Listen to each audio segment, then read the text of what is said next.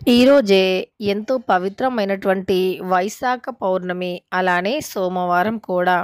అయితే ఈరోజు రాత్రి 12 గంటలలోపు ఇక ఈరోజు వైశాఖ పౌర్ణమి కనుక రాత్రి 12 గంటలలోపు ఉప్పుతో ఇలా చేస్తే చాలు. కోట్ల అప్పులు కూడా తీరిపోతాయి. కోరుకున్నంత ధనం వచ్చి పడుతుంది.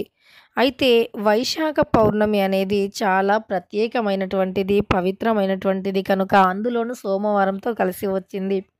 కనుక ఈరోజు రాత్రి 12 గంటలలోపు ఉప్పుతో ఇలా చేస్తే అప్పుల సమస్యలు అన్నీ కూడా తొలగిపోయి అప్పు ఇచ్చే స్థాయికి ఎదుగుతారు అని చెప్పుకోవచ్చు. అయితే అప్పుల సమస్యలు తొలగిపోయి అప్పు ఇచ్చే స్థాయికి ఎదగాలి అంటే ఏం చేయాలి? మనం అప్పుని ఇస్తూనే ఉండాలి అంటే ఏం చేయాలి? అనేటటువంటి అంశాలను ఈ వీడియోలో తెలుసుకుందాం. ముఖ్యంగా పౌర్ణమి అనేది చాలా శక్తివంతమైనటువంటిది. పౌర్ణమి అంటే లక్ష్మీదేవికి చాలా ప్రీతికరం.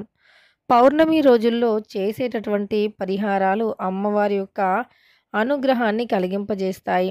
అలానే పౌర్ణమి రోజుల్లో కొన్ని నియమాలను కూడా తప్పకుండా పాటించాలి. పౌర్ణమి రోజున పాటించే నియమాల వల్ల దరిద్రం తొలగిపోతుంది. దరిద్ర బాధలు కూడా తొలగిపోతాయి. కుటుంబ సభ్యుల మధ్య ఉన్నటువంటి అనేక రకాల సమస్యలు కూడా తొలగిపోతాయి.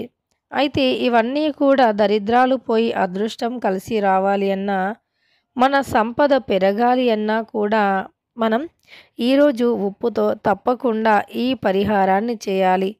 ఉప్పు అనేది చాలా అంటే చాలా పవిత్రమైనటువంటిది. ఉప్పుతో చేసేటటువంటి పరిహారాలు కూడా చాలా పవిత్రమైనటువంటివి. ఉప్పుతో చేసేటటువంటి ఈ పరిహారాలు ఏవైతే ఉన్నాయో అవి ఖచ్చితంగా కూడా మన దరిద్రాన్ని తొలగిస్తాయని చెప్పుకోవచ్చు. ఉప్పు పరిహారం అనేది అంతటి శక్తివంతమైనటువంటిది. ఉప్పు అంటే లక్ష్మీదేవికి చాలా ప్రీతికరం. అందుకే ఉప్పుతో మనం పరిహారాలను చేస్తూ ఉంటాము.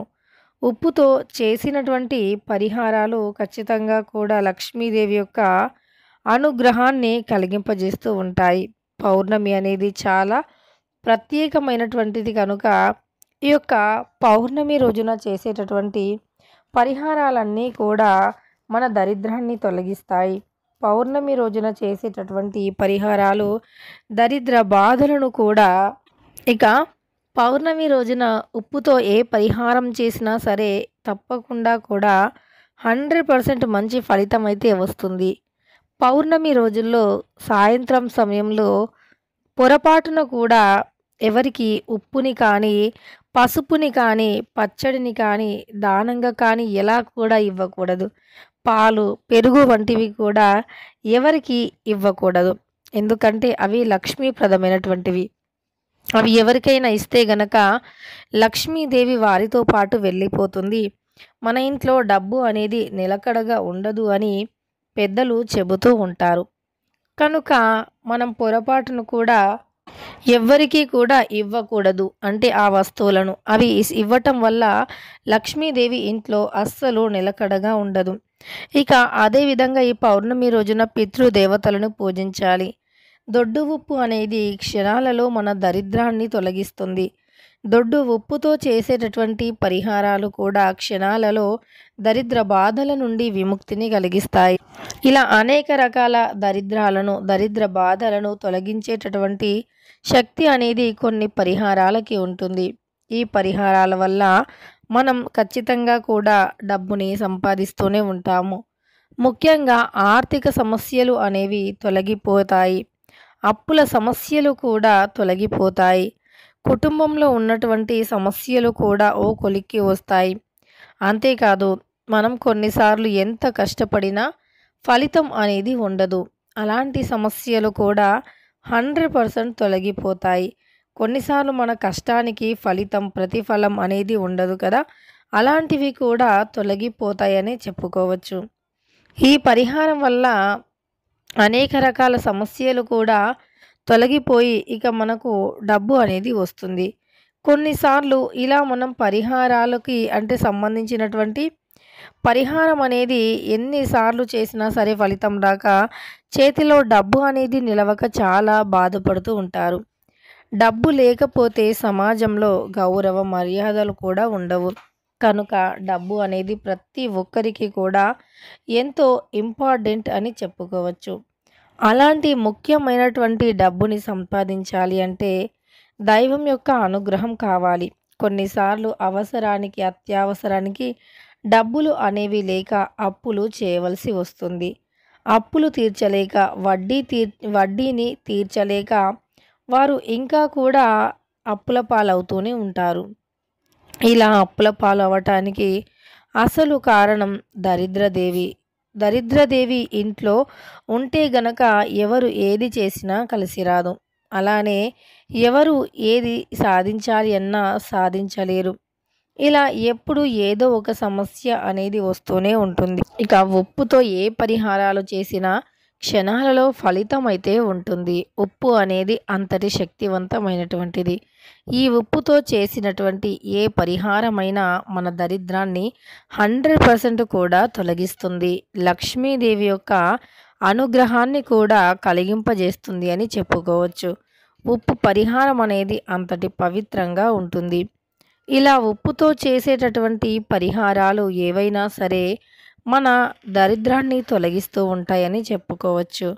ఉప్పుతో చేసేటటువంటి ఈ పరిహారాల వల్ల మన దరిద్ర బాధలు అన్నీ కూడా తొలగిపోతాయి. అయితే ఈరోజు వైశాఖ పౌర్ణమి సోమవారంతో కలిసి వచ్చింది కనుక రాత్రి 12 గంటలలోపు ఉప్పుతో ఈ పరిహారం చేస్తే ఇక తప్పకుండా కూడా మీ యొక్క అదృష్టం మారిపోయి డబ్బు వస్తూనే ఉంటుంది. ఒకవేళ ఇంట్లో దరిద్రదేవి ఉంటే దరిద్రదేవి వెళ్ళిపోతుంది. కోట్ల అప్పుల సమస్యలు కూడా తీరిపోతాయి. కోరుకున్నంత ఐశ్వర్యం అయితే వచ్చి పడుతుంది. అప్పు ఇచ్చే స్థాయికి ఎదుగుతారు. అయితే మరి ఈరోజు రాత్రి 12 గంటలలోపు ఉప్పుతో ఏం చేయాలి అనేటటువంటి అంశాలను ఈ వీడియోలో తెలుసుకుందాం. ఇక వీడియోలోకి వెళితే గనక ఈరోజు ఎంతో పవిత్రమైనటువంటి వైశాఖ పౌర్ణమి సోమవారంతో కలిసి వచ్చింది. రాత్రి 12 గంటలలోపు ఒక గాజు బౌల్ని తీసుకోండి. అందులో రాళ్ళ ఉప్పుని పోయండి. అది కూడా అప్పుడే ఓపెన్ చేసినటువంటి ప్యాకెట్ తీసుకొని అప్పుడే ఓపెన్ చేసి దాంతో పరిహారం చేయాలి. అప్పుడే పరిహారానికి సంపూర్ణమైన ఫలితం వస్తుంది. లేదా పరిహారానికి అసలు ఫలితం అనేది ఉండదు. కనుక మీరు ఈ పద్ధతిని తప్పకుండా పాటించాలి. ఇక ఉప్పు ప్యాకెట్ని అప్పుడే తీసుకొని కట్ చేసి గాజు బౌల్లో ఆ ఉప్పుని వేసి అందులో 9 లవంగాలను వేసి కొద్దిగా పసుపు, కుంకుమను కూడా వేయాలి. అలా వేసేసి దానిని మీ ఇంట్లో ఏదో ఒక మూలన పెట్టాలి.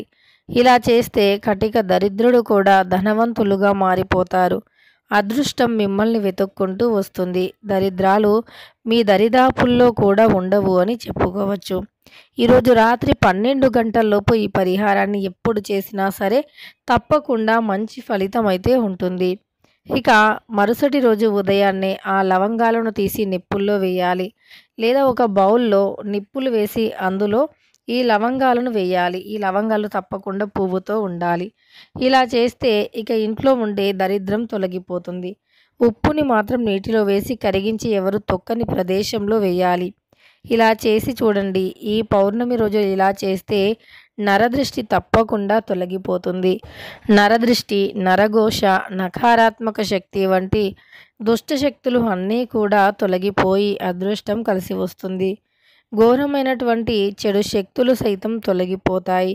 ఇక మీ జీవితం మారిపోతుంది. అప్పులు తీసుకునే స్థాయి నుండి ఇచ్చే స్థాయికి వెళతారు అని చెప్పుకోవచ్చు.